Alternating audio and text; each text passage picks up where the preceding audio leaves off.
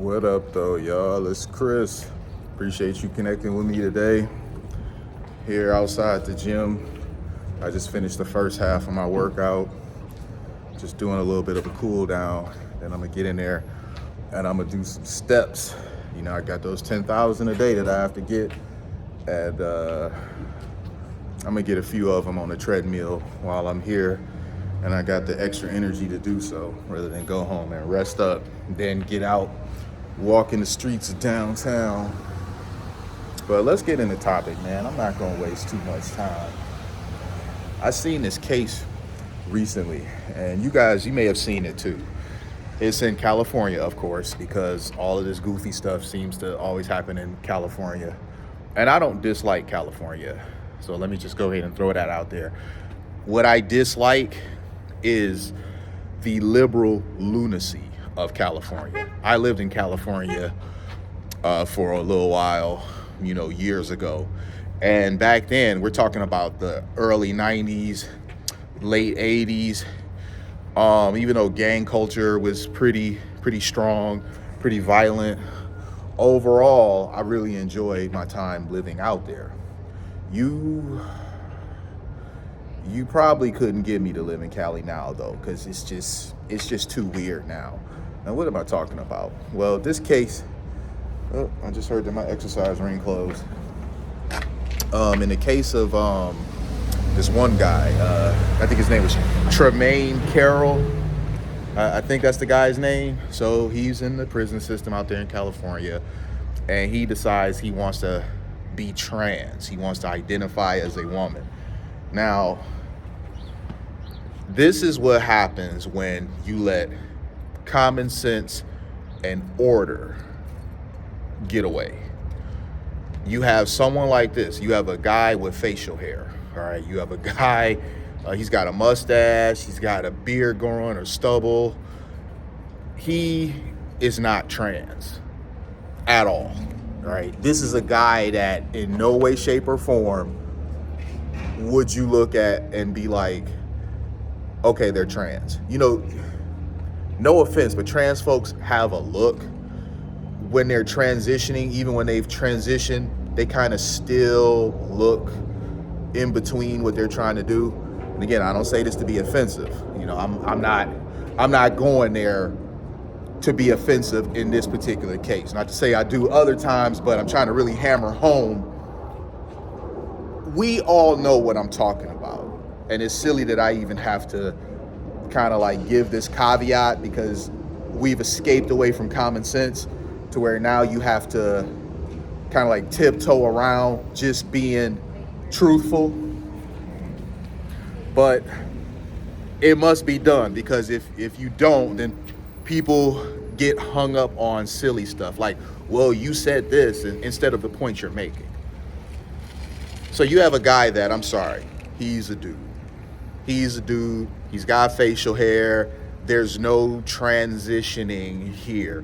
He's just a guy that says, oh, I'm trans now, because he wanted to be in the women's prison. And they granted him this. And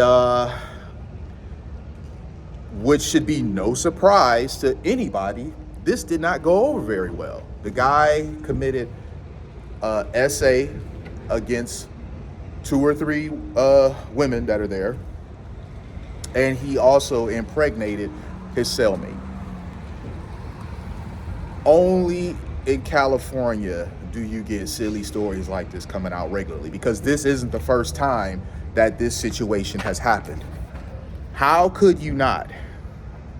If you are the people in place that are, trying this case or making the decisions of where he should go, how could you look at that guy and say, yes, they're trans, and yes, he belongs in with the women? We should house this prisoner with the women.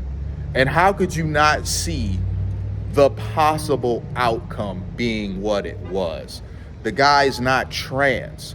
So if you take him and you house him in a building filled to the brim with vagina, what do you think's going to happen? Some are going to jump on it willingly, because regardless of the fact that the guy may be goofy looking or whatever,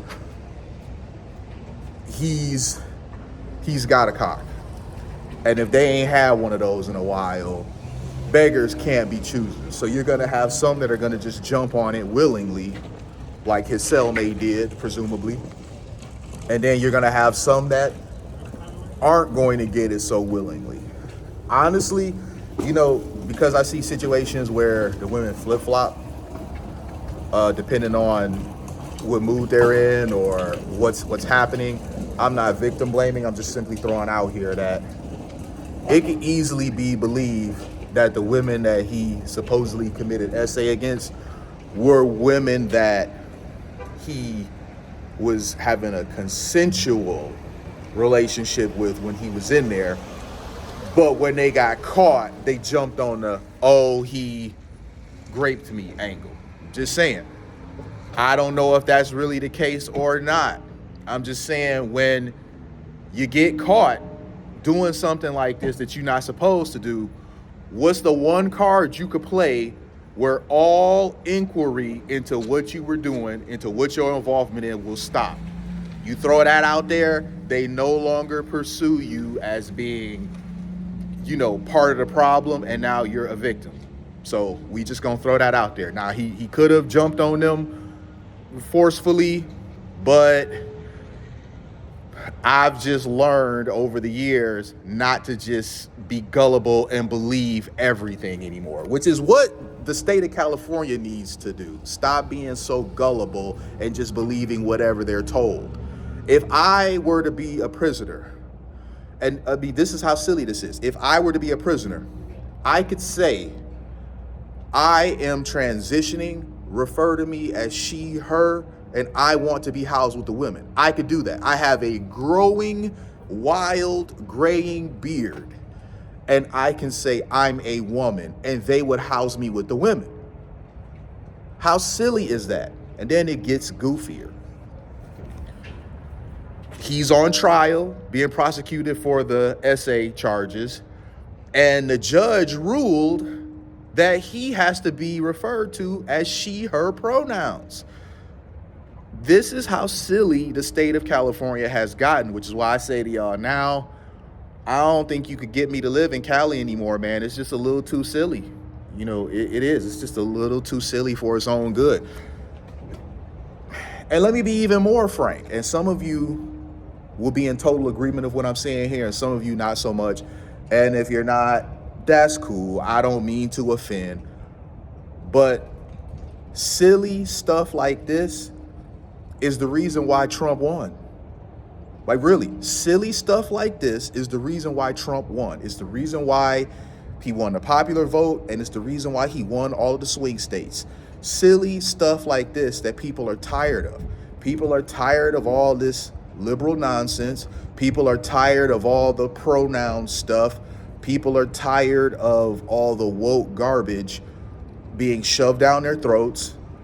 People are tired of common sense, facts, and truth being silenced and swept under the rug for the sake of how people feel or how they want to perceive themselves. Like, this is it. You really can't sum up a better scenario of why, and that represents why he won, than something like this. It's like, we need a commander-in-chief that he still stays rooted in reality. He understands common sense. We don't have to become frustrated trying to explain logic and reasoning to someone who gets it but is trying to feign ignorance. This is why he won. And frankly, if the Democrats continue to move like this, doing this sort of silly stuff, taking grown men and housing them with women just because they say, oh, I want to be called a woman, they are going to have a very hard time winning any elections in the future. And honestly, I think that everyone involved in this process should have to step down, really, because how did you not foresee this as a possible outcome? How could you not have? Why didn't you consider that this would be a possible outcome of this move? These people all need to step down. You have a fiduciary responsibility to protect the inmates, because the inmates can't go anywhere. So you have to protect them. And In putting a man in the women's prison for him to get one woman pregnant and allegedly commit SA against others, you failed at every possible juncture to protect the prisoners. And these people should have to be held accountable for that. So I'm gonna go ahead and leave it there. It's been a good 10 minutes. I think I've had enough of a cool down. I'm about to get in here and hit the second leg of this workout. I'll talk to y'all soon. Peace.